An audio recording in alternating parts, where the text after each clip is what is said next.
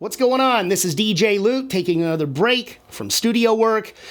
Reconnected with longtime friend and music artist Sabb Halo. What's going on? Man, what's up with it, man? How you doing? How you doing? Great to see you. It's been years. Yeah, you started coming through in about 2010 or 11. Yeah, I want to say about 20. Actually, I think it was probably between like 2009, 2010. Yeah, because that was a while ago. I remember exactly where I was staying at that time. So, or where I was in my life. So, it was about that time. It was a long time ago, man. Yeah. But we knocked out a lot of, you were using my studio services. But then I said, hey, you want to get on one of my compilation projects? So we work too. As long as it's something that we're going to push some good music out. Definitely good And that's music. what I want folks to do. Once we're done with this little Q&A, I want them to go check you out. Appreciate it. Glad to be here. Let's get straight into it. All right.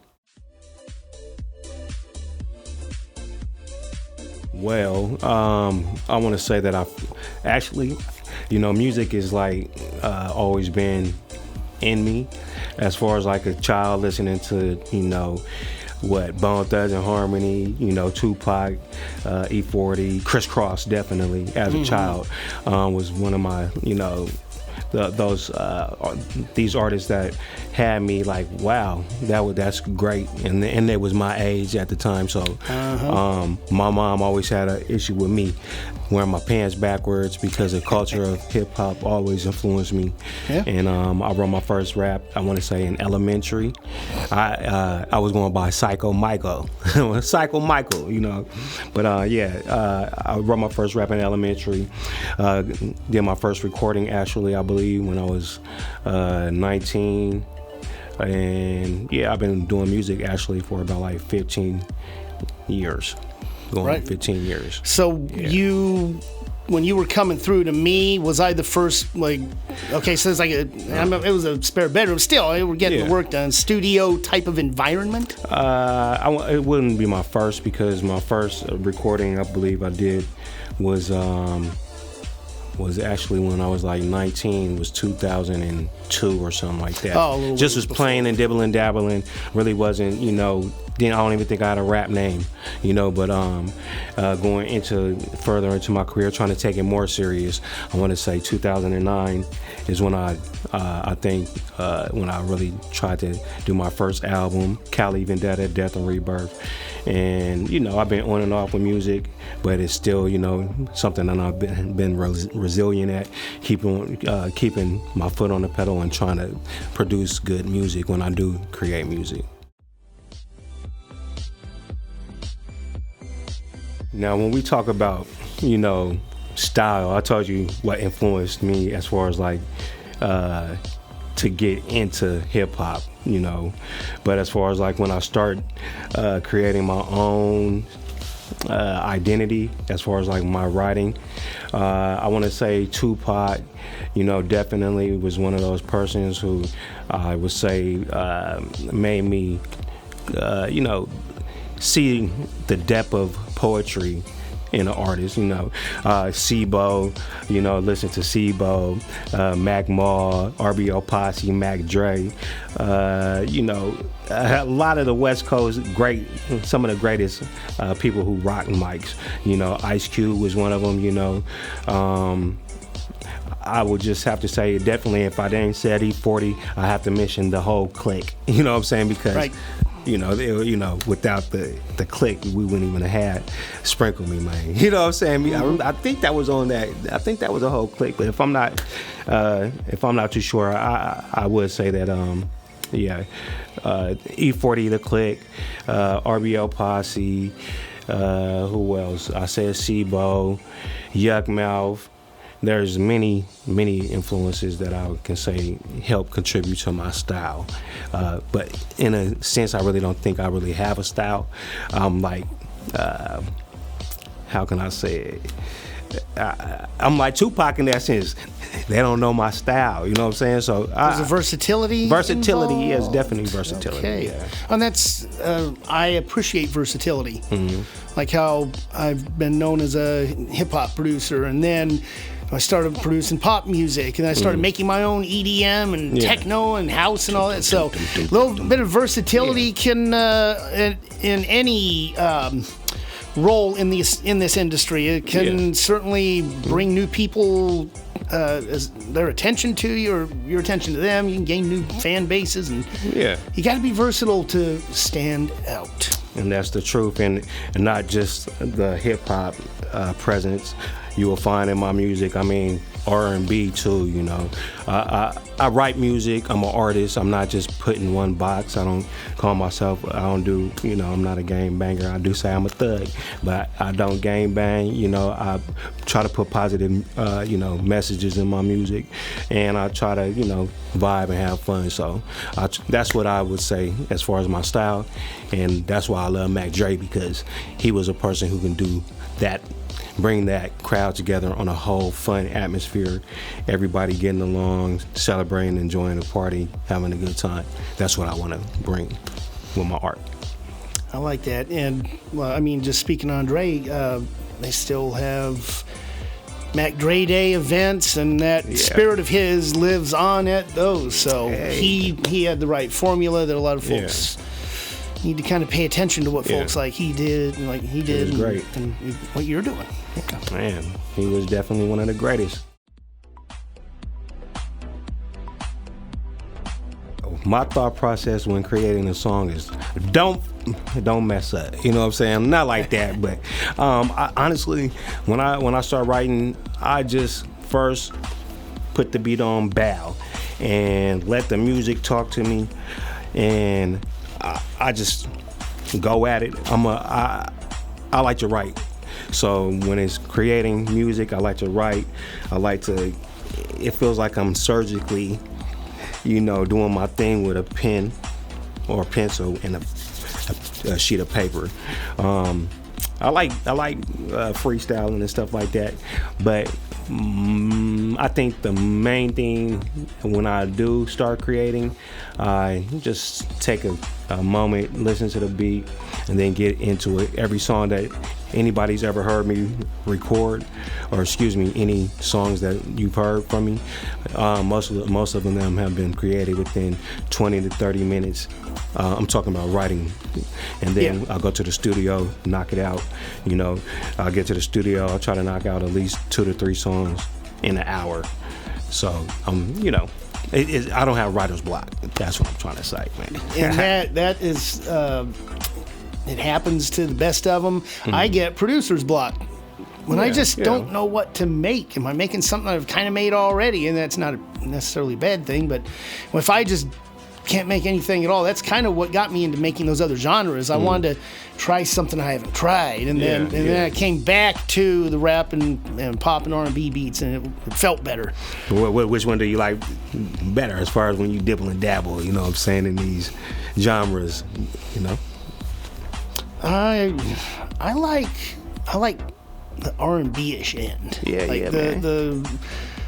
The melodic, pretty stuff, if you want to call it that. The emotional stuff. I mean, every type of song invokes some sort of emotion, but I'm talking about like a lot of my beats are sad beats. Yeah, there's nothing wrong with that. And that's what I kind of like. I kind of like making stuff that maybe the end result song's going to make somebody cry. Nothing wrong with that.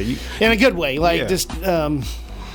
It's good to play on those heartstrings, as far as like whether you're a producer or a writer, and I feel like that's important, because if, say for instance, if you only put yourself in a box and not to disrespect anybody, but you're only talking about killing people all day, that's what a person is going to expect from you. So when you know, as far as when you put out another type of song, and then you step outside of that original, that thing that you're normally doing, you know, you probably even question what you're doing, because it's something that you don't like to share all sides of you know. So as an artist, I try to share all aspects of me, because we are a spectrum, you know what I'm saying? So I've been sad, happy, frustrated, you know, it's whatever, man. So that's what I do.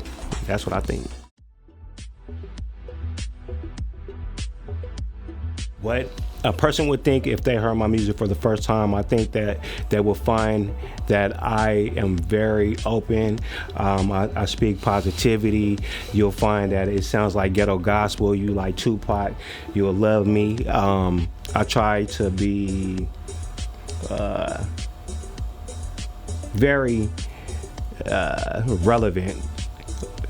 So I might say things in a party song, and it still might be some informal information, and it's going to go over your head because I want you to enjoy it. And sometimes I want you to be like, man, what did he say? I want people to go back and listen to what I said and be like, man, what did he say? I'm like, damn, I never even thought about that, or I never caught that. And 9 times out of 10, that's what you're going to do.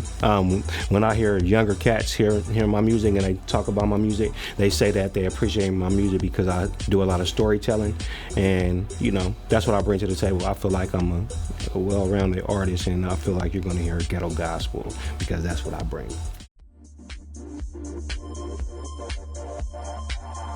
Okay, so artists that I'm listening to, I'm always listening to E40. I'm not gonna lie, man. He's so relevant. Who else? Larry June. Some All Black. I listen to a little bit of All Black. Chezzy from San Francisco. He been on my radar. G Perico. I love his style because I just love how he's always informative, and he touches on a lot of things, even though it might be labeled street music or whatever. Like, we do have people out there who do street music who are really grounded, and I celebrate those people. You know what I'm saying? Who else? I would say myself personally, Sacramento rappers, Sebo, who else?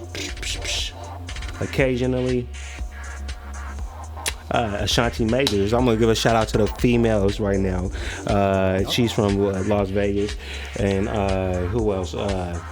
What's her name? Paris Knight. Yeah, Paris Knight, she's great.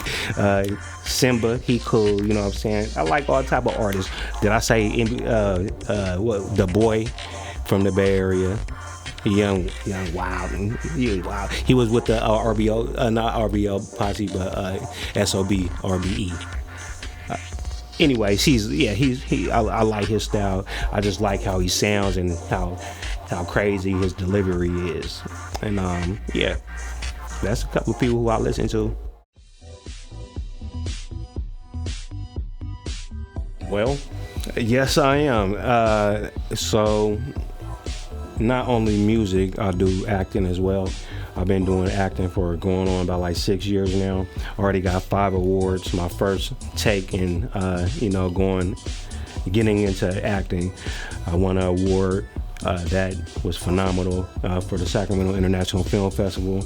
That pushed me to go, enter a couple of more awards until I registered at American River College and attained my acting certificate. So I've been doing acting on the side.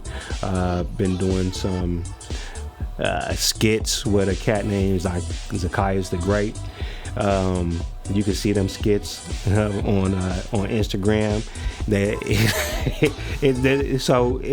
It's called Wiggers. We gonna say so it's the opposite play on if black people were slave owners again. But this is all camaraderie. Everybody who's on set, and we all love each other. We are doing something that is exciting for, I think, film and just American culture, because it's just showing that even though there's an ugly side to things, people can come together and celebrate the opposite with each other and bring something to light, which was a problem and it still is a problem. But I think that what we're doing as far as this acting, we're bringing something new to the table as far as like the boundaries of comedy, and right. It's off the chain comedy, and it's just it's off the chain comedy. But you will expect me to be on that red carpet soon, because I'm speaking into existence. I just won an award again this past January, best drama. We got best drama for a project I did for my professor. So after I graduate, I believe that I'm going to start my own production company, get into making my own films, continuing my career in acting, pursuing that, and yeah, represent Sacramento.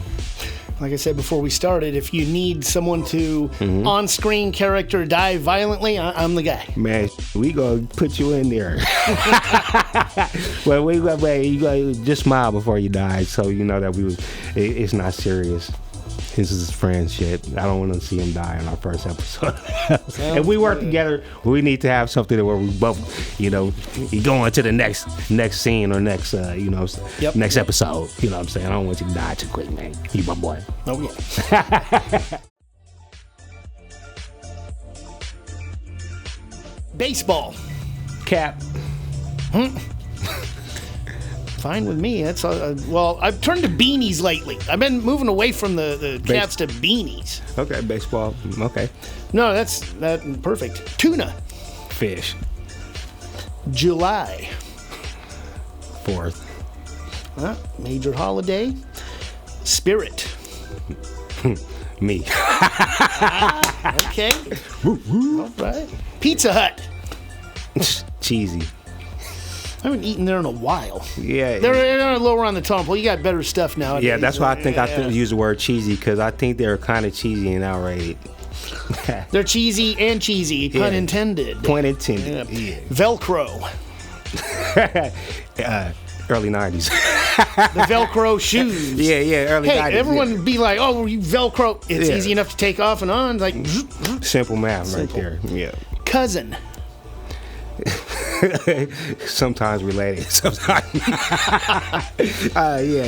because only reason I say that because cousin, we all family there, cousin. Canada. Hey. Canada, Bobby's World. I just remember Bobby's World. His mom. Yeah. If someone were to ask me that, I'd probably be like Trailer Park Boys. Yeah, that was a good one. That was a good show. Oh, boy. There's a new season, actually. Oh, for real? Just this year, or last year. Man, I'm glad you told me so that. I got to see it's in my list to do with Mrs. Luke. Yeah. Okay. Last one, Sacramento. Kings, baby. We already know. We already go. Man, how could you not represent Sacramento, without saying the Kings, man? We're going to say that right there. Agreed. Mm-hmm. Where can they find all things Sabb Halo related? Where can they find you? Well, I'm working on getting my own website and domain, which will be in the makings, but you can find me on Instagram right now, 777 SABB, Machiavelli Temple, which is on Facebook. Shout out to everybody who's been supporting me, this long way. Shout out to you, DJ Luke. Yeah. For inviting me out here. To have ran into you again about a little less than a year ago, however long, and then I saw you again. I'm like we got to link up. Yeah, definitely. We have to. We did. We're gonna go through some beats and line up your what should be Cali Fire Volume 16, 15 released today. I forgot to mention that. Oh, man. Just say Cali Fire Volume 15. You were on one of them way back. It was the 5. The vault. Well, it was the clowning song. The vault. Yeah, the vault. From the vault. One of the From the Vaults. Yeah, vault. It was that we sampled Krusty the Clown and did this crazy song called Clownin'.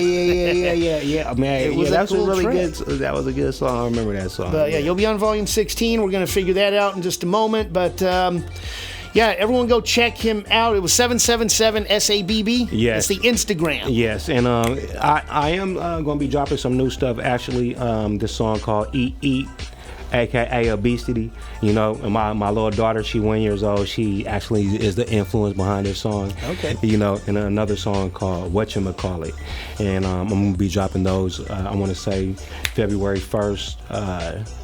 Either one, February 1st, and then my birthday, February 6th. I'm going to be dropping something February 6th, and thereon after, because I got to stay diligent and, on my track and on my path, and that's what I'm about to do. I ain't stopping. Well, it's been great having you on, and let's get to that beat selection stuff. Be sure to check him out, and of course, djloot.biz. All right, man. Thank you for having me. Yep. All right. Gonna bring the sand to the lock, out the mud, know the man with the pot. Build a castle, took for granted the rock. Like a seed, had to plant this shit and plot. I'm gonna bring the sand to the lock, out the mud, know the man with the pot. for granted the rock like a seed had to plant this shit and plot. This moment I warn you I'm potent. On top in the tropic like ointment.